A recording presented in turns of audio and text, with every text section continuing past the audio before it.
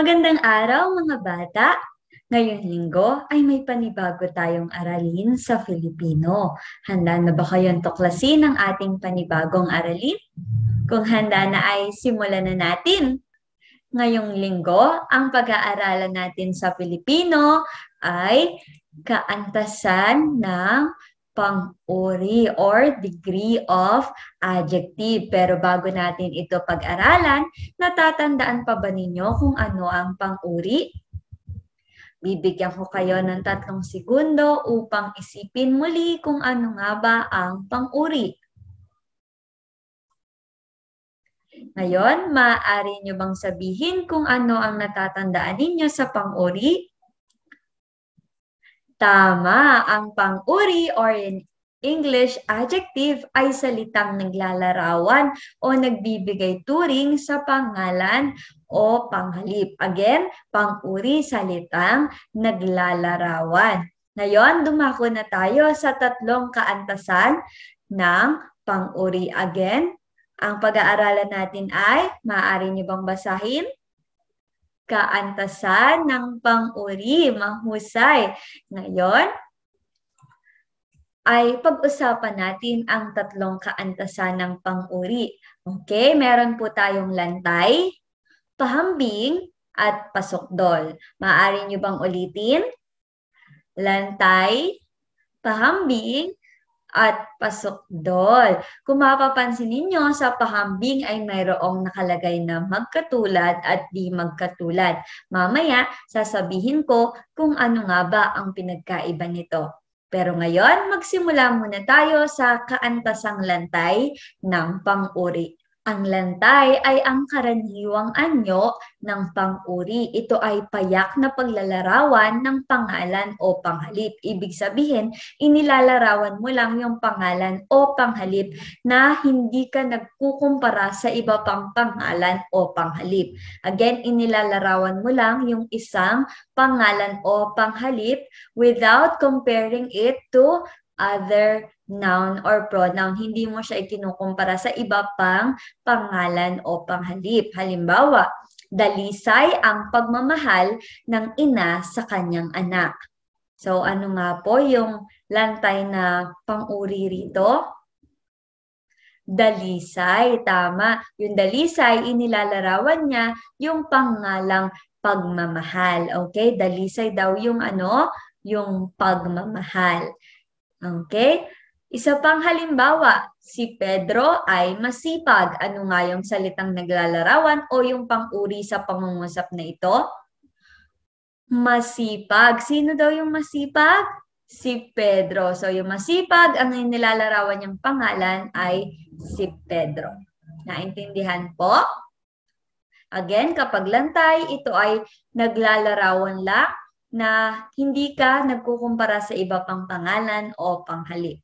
Ngayon, dumako po tayo sa pahambing. Kapag po pahambing, ito ay naghahambing ng mga katangiang taglay ng pangalan o panghalip. Again, ito ay naghahambing. You are comparing na. Okay? Ito ay maaaring patulad, palamang, o pasahol. Okay? Pero para mas maintindihan ninyo, pagpatulad, ibig sabihin magkatulad. Okay? Patulad, magkatulad lamang. For example, magkasing laki si Binibining Christy at Binibining Christine. Okay? Ibig sabihin, pinagkukumpara mo si Binibining Christy at si Binibining Christine at parehas sila ng laki, magkasing laki. Another example is parehong maganda. Halimbawa, ang Palawan at ang Batanes ay parehong magandang lugar. Okay? So, parehas lamang sila. Pag naman sinabi nating palamang o pasahol, ito ay di magkatulad. Pag sinabing palamang, ibig sabihin yung isa ay mas nakalalamang. Halimbawa, mas malaki. Mas malaki ang elepante kaysa sa kabayo. Like that. Okay? Yung isa ay mas malaki. Maaari rin tayong gumamit ng higit. Higit na maganda. For example, higit na maganda sa Batanes kaysa sa Maynila. Okay? So, yun po yung palamang na di magkatulad. Okay? Pag naman pasahol, ibig sabihin mas mababa yung isa. Halimbawa, di gaanong malaki. Di gaanong malaki ang kanyang alagang aso kaysa sa aking aso. Like that. Okay? Or di gaanong kaganda ang kanyang ginawa kaysa sa ginawa ko. Okay, naintindihan po. Again, meron po tayong magkatulad or tinatawag din nating patulad at di magkatulad. Maaari itong palamang o pasahol. Naintindihan po? Okay, pag naman po pasukdol, ito naman ang nagpapakilala ng pinakamataas na antas ng paghahambing ng mga pang-uri. So, nadoble yung na. Antas ng paghahambing ng mga pang-uri. Okay? So, pagpasukdol, siya na yung pinaka. Siya na yung ubod, napaka, like that. So, gumagamit po tayo ng mga ubod, napaka, pinaka, tunay, talaga. Pwede rin yung pag-uulit ng salita. For example, sikat na sikat. So, yun po ay pasukdol rin. Naintindihan? So, pag pasukdol siya na yung pinakamataas sa lahat ng kino-compare mo. Halimbawa, pinakamabait si Pedro sa lahat ng mga mag-aaral. Okay, siya na yung pinakamabait sa lahat ng mag-aaral. Another, napakalikot ng batang ito kaysa sa ibang mga bata. Okay, so you are comparing and siya yung pinakamataas. Kung sa kanina po, dun sa pahambing, pinagkukumpara mo lang yung dalawa and it can be magkatulad or di magkatulad. Pagpasok doon, siya na po yung highest, okay? Yung pinakamataas. Kung in English po, ang kaantasan ng pang-uri is what we call degree of adjective. Pag sinabi po nating lantay, ito po yung positive. Pag pahambing, it's comparative. And then pasukdol, it's superlative. Okay po? Naintindihan po ba ang kaantasan ng pang-uri? Ngayon ay dumako tayo sa ating pagsasanay. Sa pagsasanay na ito ay may makikita kayong mga pangungusap. At sa pangungusap na ito, may mga nakasalungguhit na mga salita. Tutukuyin nyo lamang kung ang nakasalungguhit na salita ay lantay, pahambing o pasukdol. Isusulat lamang natin ang L kung ito ay lantay, PH kung ito ay pahambing, at PS kung ito ay pasukdol. Okay? Again, kapag pagsasanay lamang po, ito ay hindi ninyo kinakailangang ipasa sa class dojo. Ito ay sasagutan natin matapos ng ilang minuto. Okay po? So, simulan natin. Napakaganda ng mga palamuti sa mga bahay tuwing pista ng pahiyas. Ang salita ay napakaganda. Ito kaya ay lantay, pahambing o pasukdol. Okay, mamaya malalaman ninyo kung tama ba ang inyong kasagutan. Ikalawang bilang, magandang asal ang paggamit ng po at opo sa pakikipag-usap sa mga nakatatanda sa iyo. Maganda. Ikatlong bilang, ang buhok ni Katrina ay mas mahaba sa buhok ni Sarah. Ang buhok ni Katrina ay mas mahaba sa buhok ni Sarah. Ang salitang nakasalungguhit ay mas mahaba.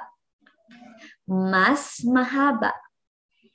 Ikaapat na bilang, di gaanong mabigat ang dalang bag ni Joshua. Di gaanong mabigat ang dalang bag ni Joshua. Di gaanong mabigat. Ito kaya ay lantay, pahambing o pasukdol. Ikalimang bilang, ang galing-galing ng mga mananayaw na napanood namin. Ang galing-galing ng mga mananayaw na napanood namin. Okay, galing-galing. Ang galing-galing. Ngayon, tingnan naman natin kung tama ba ang inyong mga kasagutan.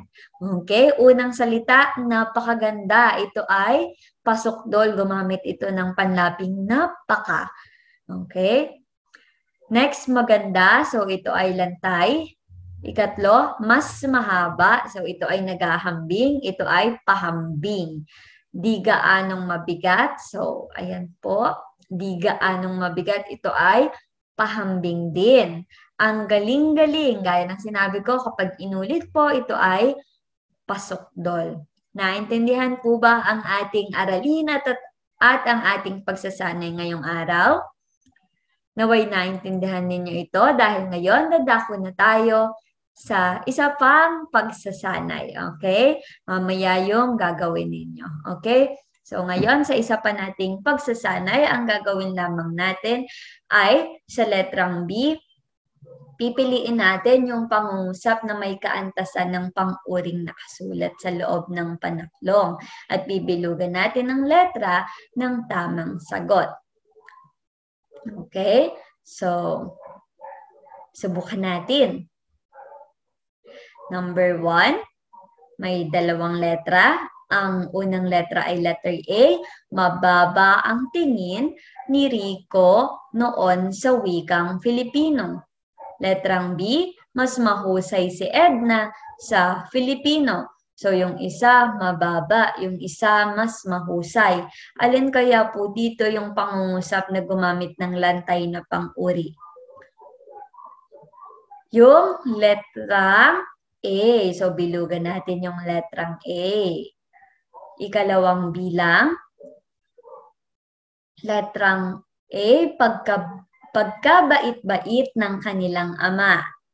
Letrang B, parehong maunawain ang kanyang ama at ina. So, yung isa, pagkabait-bait. Yung isa, parehong maunawain. Ito kaya, alin kaya dito yung pahambing?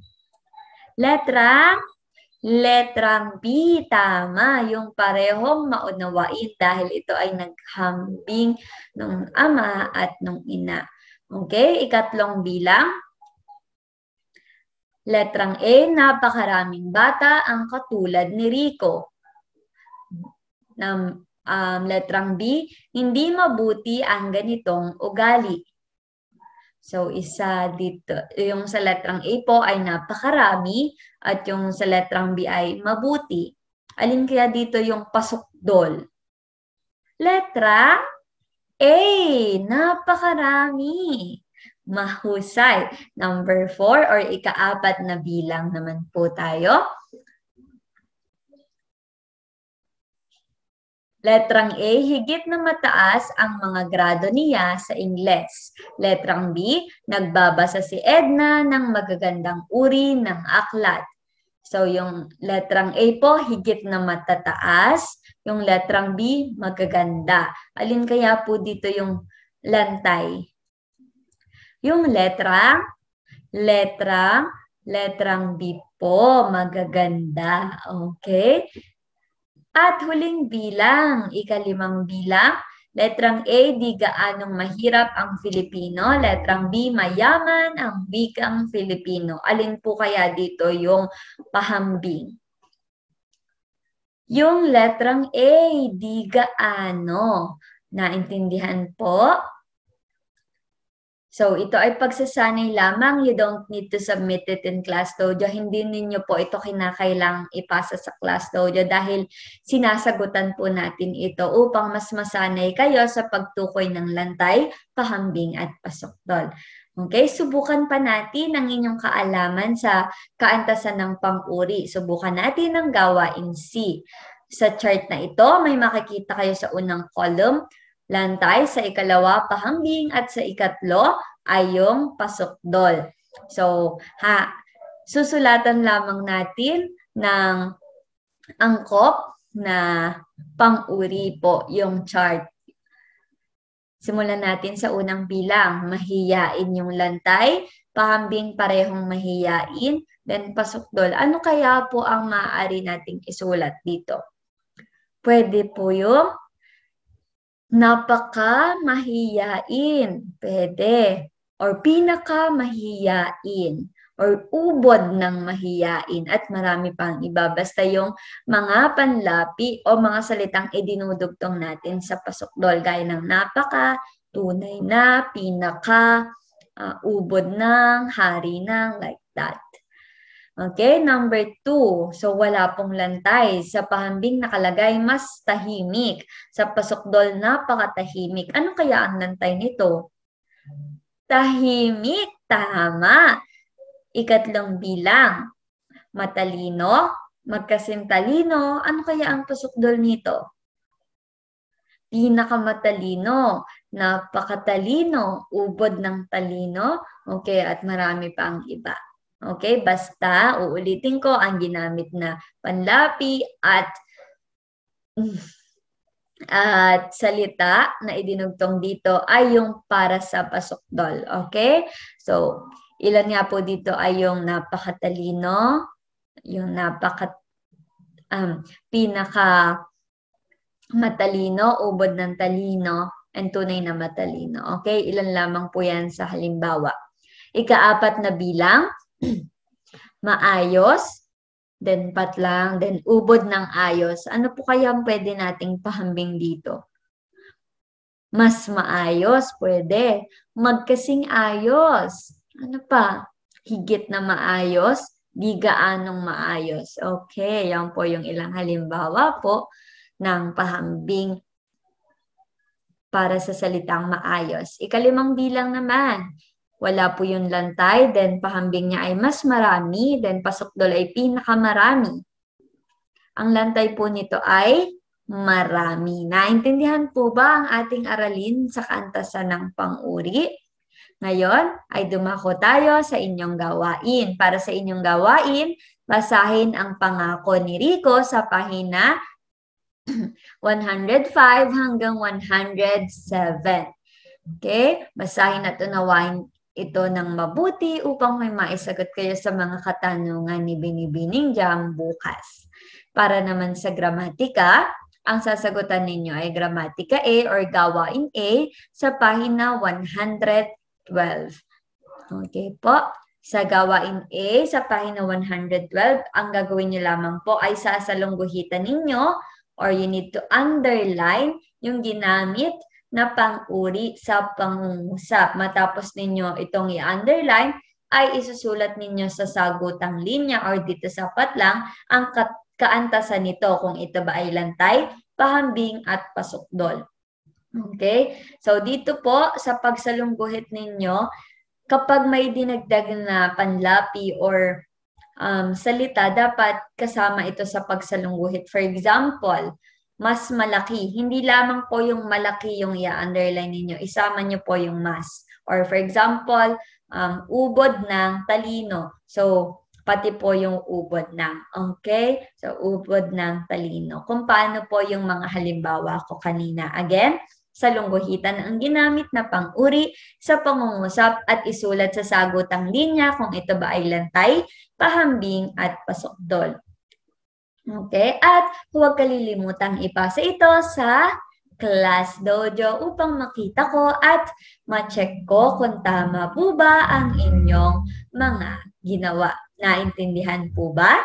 Naway naintindihan ninyo ang ating aralin at ang ating gawain para sa araw na ito. Huwag kalilimutang ipasa ito sa inyong Class Dojo. Maraming salamat sa inyong pakikinig. Hanggang sa muli nating pagkikita. Paalam!